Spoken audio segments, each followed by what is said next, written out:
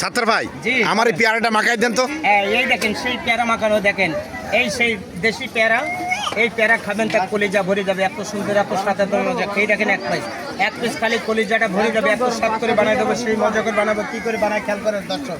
সারাদিন আমাকে দেখেন বিভিন্ন রকম মাখাতে, আজকে মাখাচ্ছি পেয়ারা মাখাই দেবো, এই স্বাদ করে মজা করে টেস্ট করে বানাই দেবো, মজা হবে, স্বাদ হবে, মজা হবে। দেখেন পেয়ারা মাখানো এই বটিকান ঢাকা থেকে নিয়ে আসা, এত মজা করে বানাই দেবো, এত স্বাদ করে বানাই দেবো, সে যে খাবে তার কলিজা ভরে যাবে, এত স্বাদ এত মজা। কী করে বানাই খেয়াল করেন দর্শক।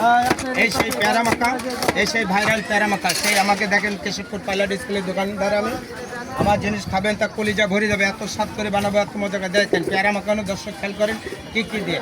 এটা হলো বিট লবণ বলে, এইটা বিট লবণ দিলাম, এটা দিলাম ঝালের গুঁড়ো, 7-8 রকমের মশলা একসঙ্গে দিয়ে তৈরি করা, 7-8 রকমের মশলা একসঙ্গে দিয়ে তৈরি করা। এটা হলো ইন্ডিয়ান সিগারেট মশলা, একটু দিলাম, বেশি লাগে না।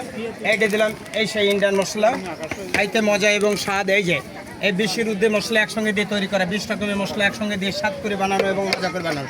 দিলাম একটু কাস্টম দিয়া, এত মজা করে বানাই দেবো, এত মজা এত স্বাদ। এই যে পেয়ারা মাখা, তার মনটা ভরে দেবে। আসলে এমনও সামনে এসে, সামনে এসে এই যে পেয়ারা যে গালে দেবেন তার মনটা ভরে যাবে। এত আসেন ধরেন এই পেয়ারা কেমন স্বাদ?